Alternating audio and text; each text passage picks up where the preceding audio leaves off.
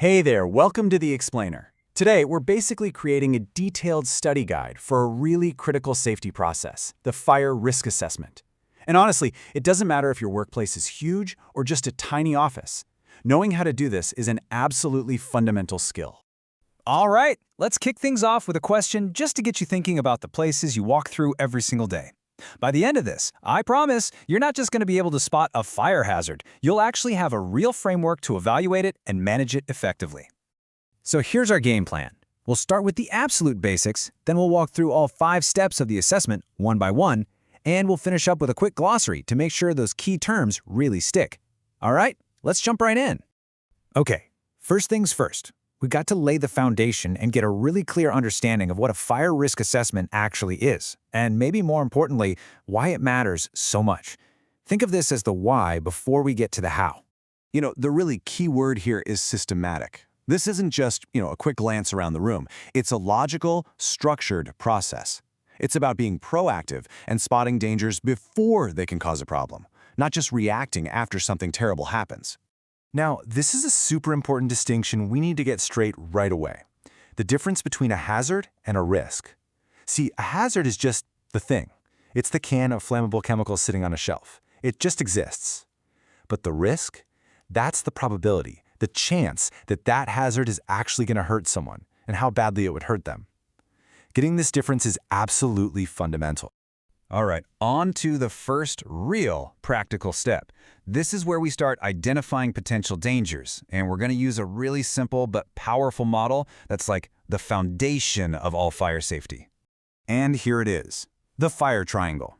This thing explains the core idea perfectly. A fire needs 3 things to get going: heat, fuel, and oxygen. So your job in this first step is basically to play detective and figure out where these 3 things could all meet up. Your whole goal is to keep them apart.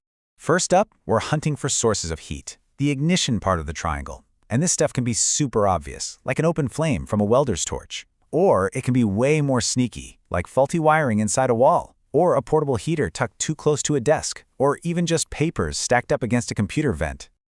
Okay, next on the list, fuel. This is basically anything that can burn. And trust me, this list is probably way longer than you think. It's not just the obvious stuff like gasoline or propane. It's the stacks of cardboard boxes, the office furniture, the piles of waste paper, even a big buildup of sawdust in a workshop. It's all fuel. And for the final piece of our triangle, we've got oxygen. Now, obviously, oxygen is all around us in the air, right? But what you're really looking for are places where it might be concentrated or where airflow could help a fire spread. Think about an HVAC system or specific things like oxygen cylinders used for medical reasons or welding. Okay, so we've gone around and we've identified all the potential heat, fuel, and oxygen sources. Now comes the next part. We need to figure out who might actually be in danger. And this is the big one. How serious is that risk, really? And you got to think really broadly here. This isn't just about the people who work there every day. You have to consider everyone. What about visitors? Or the cleaning crew that comes in at night? Or outside contractors who have no idea what your safety procedures are? They all count. So now you've got this list of hazards and a list of people who could be at risk. But so what? That's not enough, right? How do you move from just a list to a real action plan? How do you figure out what's a fix-it-right-now problem versus a we should get to that problem? Well, this is where a handy tool comes in to take some of the guesswork out of it. It's called a risk-value matrix, and it basically helps us turn that gut feeling of, ooh, that looks dangerous, into an actual number we can work with.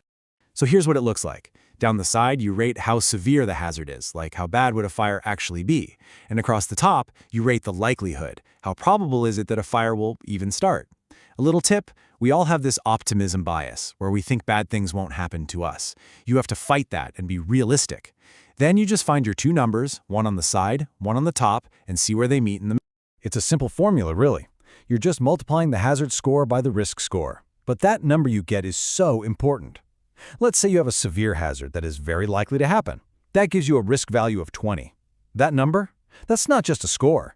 That's a blaring red light. That's a drop everything and fix this now kind of problem. Look, doing the assessment is great, but it's totally useless if you don't do anything with it. A piece of paper and a binder doesn't make anybody safer. So let's get to the final 2 steps that turn all that paperwork into a real, living safety plan. Step 4 is where the rubber meets the road. It's all about recording, planning, and telling people what's up. You have to write down your important findings, then you build an emergency plan based on what you found. That includes things like escape routes and even how the building is designed to contain a fire, a concept called compartmentation. And finally, you have to inform and train everyone. And this is so important. This is not a one-and-done thing. You don't just do it once and forget about it. Think about it. Your workplace is always changing. You bring in new machinery, you rearrange the office, maybe you have a close call that makes you rethink things. So your assessment has to be a living document that you come back to again and again. All right, to wrap things up and make sure all this stuff really sticks in your brain, let's do a quick glossary of the most important terms we've talked about. First up, hazard. Just remember, the hazard is the thing itself. It's the physical object or situation. It's the can of paint thinner, the faulty heater, the pile of cardboard boxes. And then there's risk. That's the chance, the probability that the hazard is actually going to cause harm to someone. It's the likelihood that that faulty heater is going to ignite those cardboard boxes. Okay, remember that fancy word we mentioned earlier? Compartmentation? This is a huge deal in building safety. It's the idea of using special fire doors and fire-resistant walls to divide a building into smaller sections, basically trapping the fire in one area to buy everyone else precious time to get out safely. And there you have it. That's the whole 5-step framework for doing a proper fire risk assessment. But listening to this is the easy part. The real work starts when you actually apply this knowledge. So my question to you is, what's the first thing you're going to look for when you're done with this?